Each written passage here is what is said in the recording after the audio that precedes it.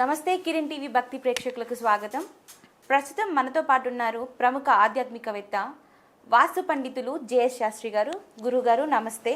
నమస్కారం అమ్మ. గురుగారు, ఇప్పుడు వచ్చే శ్రావణ అమావాస్య రోజు ఏం చేస్తే మంచిదంటారు?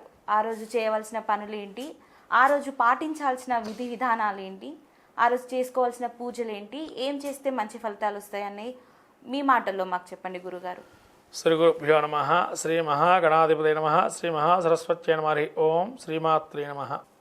శివం శాంతం జగన్నాథం లోకానుగ్రహ కారణం శివమేకవరం వందే శిఖారాయ నమో నమ. అమ్మ, సోమవారము చివరి సోమవారం ఇదే శ్రావణ మాసంలో వచ్చేటువంటిది. అమావాస్యతో కూడుకున్నటువంటి సోమవారాన్ని సోమవతి అమావాస్య అని అంటారు. ఈ సోమవతి అమావాస్య అనే దానికి వస్తే ఇక్కడ స్త్రీలింగం కనబడుతుంది. సోమవతి అంటే స్త్రీలింగం అంటారు.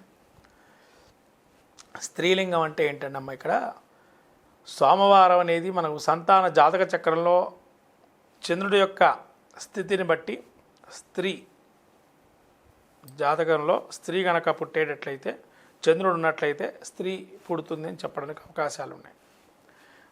అయితే ఇక్కడ దానికి ఒక పోలిక ఏంటి అంటే, సోమవతి అమావాస్య నాడు ముఖ్యంగా ఎవరైతే వ్యాధితో బాధపడుతున్నారో, ప్రాణాంతక వ్యాధులు, ముఖ్యంగా ప్రాణాంతక వ్యాధులు ఏమున్నాయమ్మాయి వాళ్ళ కాలంలో?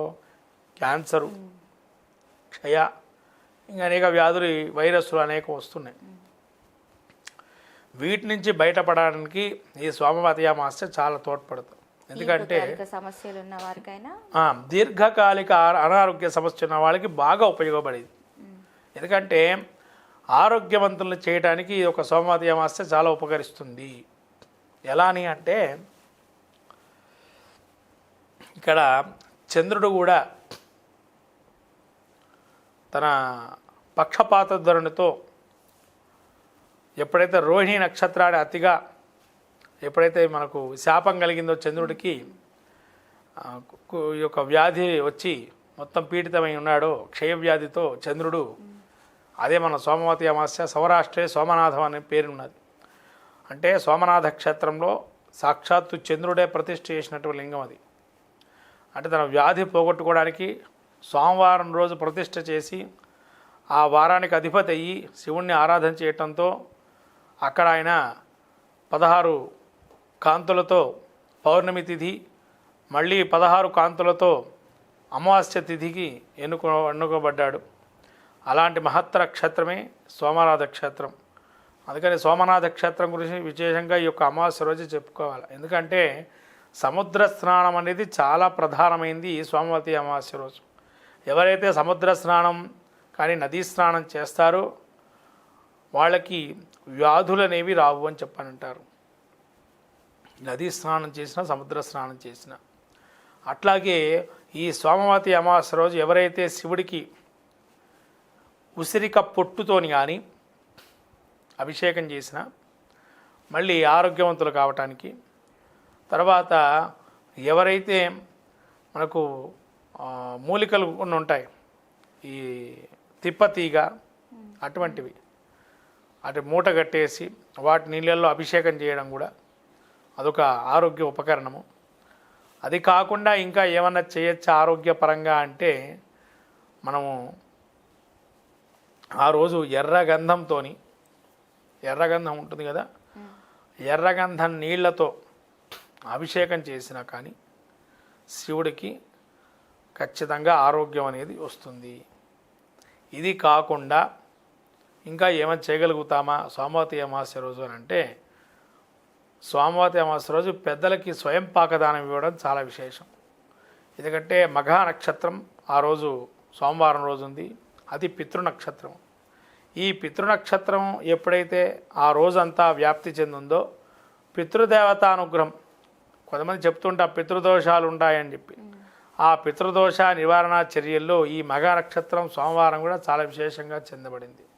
కాబట్టి సోమవారం ఈ మఘా నక్షత్రం రోజు కనుక పితృదేవతా తృప్తికి స్వయంపాకం దానం ఇచ్చిన, ఏదైనా బ్రాహ్మడి పిలిచి లేదా మనమైనా గుళ్ళో వెళ్ళి ఇచ్చిన స్వయంపాకం ఇస్తే కనుక పితృదేవతా తృప్తి కలిగి వీడికి ఆరోగ్యంతో పాటు ఆ వంశ ఉద్ధరణ కూడా జరుగుతుంది అనేది ప్రధానంగా మనం అందుకనే స్నానాలు, జపము, దానము దానం.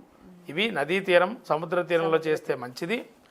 వెళ్ళని వాళ్ళు ఏమి చేయాలి సోమవతి అమావాస్య రోజు అంటే ఇంట్లోనే గంగా గంగా అని చెప్పి గంగాదేవిని ఒకసారి మనస్సులో స్మరణ చేసి తూర్పు తిరిగి కానీ ఉత్తరానికి తిరిగి కానీ స్నానం చేసుకొని శివాలయానికి వెళ్ళి అభిషేకం చేసుకోవటం. మన ఇంట్లో ఏమైనా శివుడి యొక్క బొమ్మ ఉంటే శివలింగం ఉంటే కనుక ఆ శివలింగానికి ఇంట్లోనే శక్తి కొలది వాళ్ళు ఏదన్నా ఓం నమ శివాయ మంత్రం కానీ ఇంకా ఏదైనా శివ మానసా స్తోత్రాలు కానీ వాటితో అభిషేకం చేసి శివుడిని యొక్క ఆరాధన చేసినా కూడా మంచి సత్ఫలితాలు అనేవి గోచరిస్తాయి.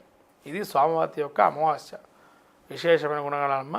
ఈ విధంగా ఆరాధన చేస్తే శివుడిని అటు పితృదేవత ఆరాధన, అటు పితృలు దేవతలు ఉద్ధరింపబడతారు, ఇటు శివుడి అనుగ్రహం కూడా కలుగుతుంది. చూశారు కదండి, శ్రావణ అమావాస్య, సోమావతి అమావాస్య ఎంతో పవర్ఫుల్ అని ఆరోగ్య సమస్యలు ఉన్నవారు కానీ, ఆరోగ్యంగా ఉండాలనుకుంటున్నవారు కానీ సముద్ర తీరాన స్నానం ఆచరించినా లేదా నది తీరాన ఏది కాకపోయినా ఇంట్లో ఉండి మొక్కుకొని చేసినా కూడా మీ ఆరోగ్య సమస్యలైనా మీకు మంచి ఆరోగ్యమైనా వస్తుందని గురుగారు చెప్తున్నారు.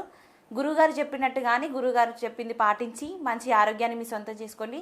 ధన్యవాదాలు గురుగారు.